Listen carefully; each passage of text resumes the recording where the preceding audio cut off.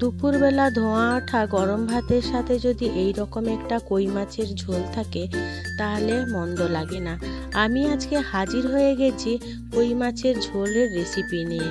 বন্ধুরা, এটা খুব বানানো যেমন সহজ তেমনি খুব খেতেও দারুণ লাগে।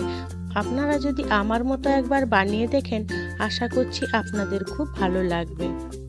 সাধারণত আমাদের রান্নাঘরে যে মশলাপাতি থাকে তা দিয়ে এই ঝোলটি বানিয়ে ফেলা যায় খুব সহজে।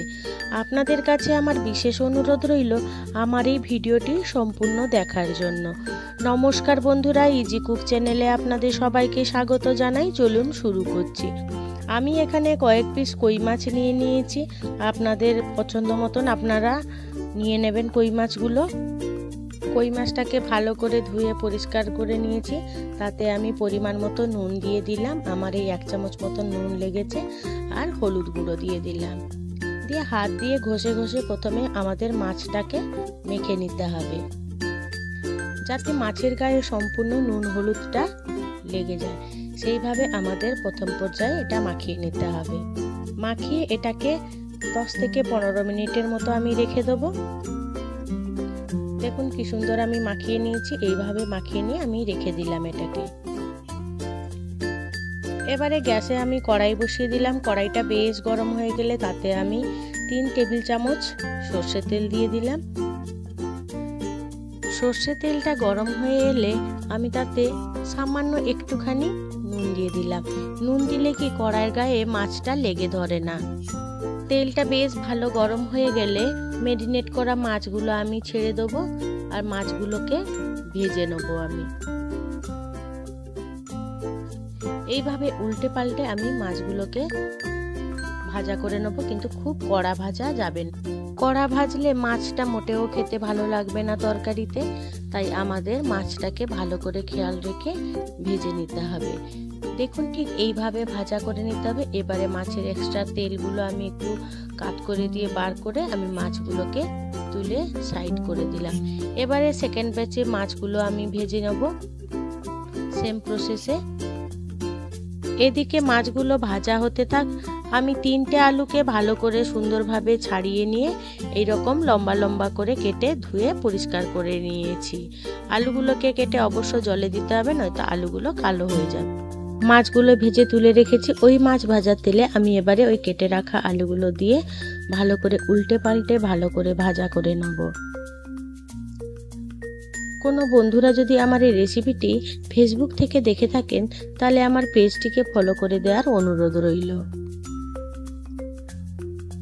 আলুগুলোকে দেখুন এইভাবে সুন্দর করে আমি ভেজে নিচ্ছি। এই রকম ভেজে নিলে কি তরকারির স্বাদটা খুব ভালো হয়। আলুগুলোকে আমি তুলে রাখলাম। এবারে সামান্য আর একটু তেল দিয়ে আমি এখানে জিরে ফোড়ন দিয়ে দিলাম 1/2 চামচের মতো, আর একটা তেজপাতা। এই ফোড়ন থেকে একটা সুন্দর মিষ্টি গন্ধ বেরোলে আমি আগে থেকে কেটে রেখেছিলাম 2টো মিডিয়াম সাইজের পেঁয়াজ, সেটা আমি দিয়ে দিলাম। তেলের সাথে ভালো করে পেঁয়াজগুলোকে আগে একটু ভেজে নেব। সামান্য একটু নুন দিয়ে দিলাম যাতে পেঁয়াজটা তাড়াতাড়ি ভাজা হয়ে যায়। এই পেঁয়াজ ভাজার সময় যদি একটু নুন দিয়ে দেওয়া হয় তাহলে পেঁয়াজটা তাড়াতাড়ি ভাজা হয়ে যায়। হয়তো আপনারা অনেকেই জানেন, তো আমি বলে রাখলাম যারা জানেন না তারা অবশ্যই দিয়ে দিবেন। দিলে পেঁয়াজটা আমাদের তাড়াতাড়ি ভাজা হয়ে যাবে। আমি এখানে লো টু মিডিয়াম আঁচে রান্নাটা করছি। দেখুন পেঁয়াজটা আমার ভাজা ভাজা হয়ে এসছে। এবারে আমি এখানে 1 চামচ আদা বাটা দিয়ে দিলাম। দিয়ে এবারে পেঁয়াজের সাথে ভালো করে মিশিয়ে একটু কষিয়ে নেব। এবারে আদা থেকে একটা কাঁচা গন্ধ চলে গেলে আমি এখানে দিয়ে দেবো 1 চামচ করে কাশ্মীরি লঙ্কা গুঁড়ো আর 1 চামচ হলুদ গুঁড়ো। এই তেলের মধ্যে দিয়ে দিলে কি হলুদ আর লঙ্কা গুঁড়ো তরকারি কালারটা খুব সুন্দর আসে। এখানে আমি জল দেবো না, একটুখানি ভেজে নেব, তারপরে যাতে মশলাটা না লেগে ধরে তার জন্য এখানে আমি একটু জল দিয়ে দিলাম। এবারে আমি সমস্ত মশলাগুলোকে ভালো করে কষিয়ে নেব। এই 2 থেকে 3 মিনিটের মতো কষিয়ে নেব। এবারে আমি আগে থেকে একটা টমেটোকে এরকম ছোট ছোট কুচি করে রেখেছিলাম, টমেটো কুচিটা দিয়ে দিলাম। দিয়ে আমি আবারও এই মশলাটার সাথে কষিয়ে নেব। যতক্ষণ পর্যন্ত আমাদের টমেটোটা গলে না যাচ্ছে, অর্থাৎ টমেটো থেকে কাঁচা গন্ধ না যাচ্ছে, ততক্ষণ আমাদের কষিয়ে নিতে হবে। আমি এখানে আরেকটু সামান্য জল ব্যবহার করলাম, যাতে কড়াইতে আমার মশলাটা লেগে না ধরে। তার জন্য আপনারা বুঝে অবশ্যই এটা দেবেন।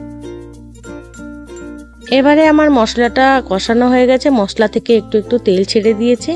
এবারে আমি এখানে দিয়ে দিলাম 1 চামচ ধনে গুঁড়ো আর 1/2 চামচ জিরে গুঁড়ো দিয়ে সমস্ত মশলাগুলোকে আমি আবারও কষিয়ে নেব।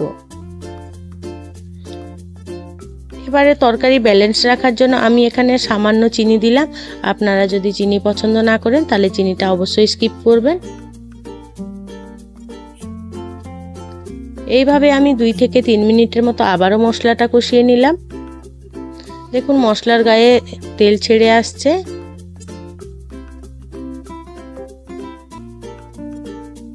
এবারে আমার মশলাটা পুরো রেডি হয়ে গেছে। এবারে ওই যে ভেজে রেখেছিলাম আলুগুলো দিয়ে দিলাম। এবার আলু আর সমস্ত মশলাগুলোকে আমি আবারও কষিয়ে নেব।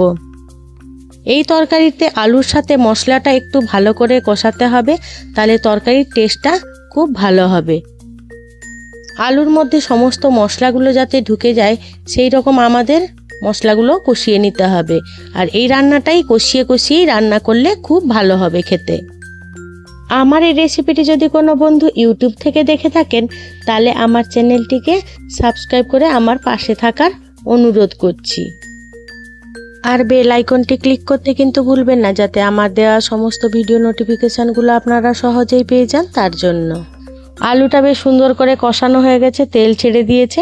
এবারে আমি এখানে 2 থেকে 2.5 কাপের মতো গরম জল দিয়ে দিলাম। দিয়ে সমস্ত উপকরণগুলোকে ভালো করে খুন্তি দিয়ে আমি মিশিয়ে নেব। তরকারিতে সবসময় গরম জল ব্যবহার করার চেষ্টা করবেন, তাতে তরকারিগুলো স্বাদ খুব সুন্দর হয় খেতে। এবারে ভেজে রাখা মাছগুলো আমি এবারে দিয়ে দেবো ঝোলটা ভালো করে ফুটে উঠলে। এবারে মাছ আর সমস্ত উপকরণ একসাথে আমি ভালো করে খুন্তি দিয়ে মিশিয়ে নেব, যাতে মাছের মধ্যে ঝোলটা ঢোকে, মাছগুলো ভালো করে সেদ্ধ হয়। এবারে মিশিয়ে নিলাম। এবারে ঢাকা চাপা দিয়ে আমি এটাকে রান্না করে নেব প্রায় 5 থেকে 7 মিনিটের মতো। 5 থেকে 7 মিনিটের পর আমি ফিরে এলাম। দেখুন বেশ সুন্দর করে আমার মাছগুলো সেদ্ধ হয়ে গেছে, আর আলুটাও ভালো করে সুন্দর করে সেদ্ধ হয়ে গেছে। এবারে আমি এখানে 2 কাঁচা লঙ্কা চেরা দিয়ে দিলাম। আপনারা ঝালটা অবশ্য আপনাদের পছন্দ অনুযায়ী দেবেন। আর এখানে সামান্য একটু গরম মশলা দিয়ে দিলাম। দিয়ে সবগুলো আবার একসাথে মিশিয়ে নেব আমি। এইভাবে যদি কই মাছের রেসিপি বানিয়ে ফেলা যায়, গরম ভাতের সাথে দুপুরবেলা জাস্ট জমে যাবে। এবারে আমি গ্যাসটা অফ করে দিলাম। এবারে এটাকে আমি ঢাকা দিয়ে রেখে দেবো প্রায় 10 মিনিট মতো। 10 মিনিট পর দেখাচ্ছি, দেখুন আমার রান্নাটা কত সুন্দর হয়েছে। এবারে আপনারা আপনাদের পছন্দ অনুযায়ী পরিবেশন করে নেবেন। আমার এই রেসিপিটি আপনাদের আজকে কেমন লাগলো সেটা কিন্তু জানাতে আমাকে ভুলবেন না। যদি ভালো লেগে থাকে তাহলে ছোট্ট একটা লাইক করে দেবেন, আর প্রিয়জনদের সাথে প্রচুর শেয়ার করে দেবেন। আপনাদের এই ছোট্ট ছোট্ট লাইকগুলো আমাকে পরবর্তী ভিডিও বানাতে অনেক ইন্সপায়ার করে। আর আপনারা যদি বাড়িতে বানান অবশ্যই আমাকে কমেন্টে জানাবেন সেটা কেমন লাগলো। আপনাদের অনেক ধন্যবাদ আমার এই ভিডিওটি সম্পূর্ণ দেখার জন্য। আপনারা ভালো থাকুন, সুস্থ থাকুন। দেখা হবে পরের কোনো নিত্য নতুন রেসিপিতে।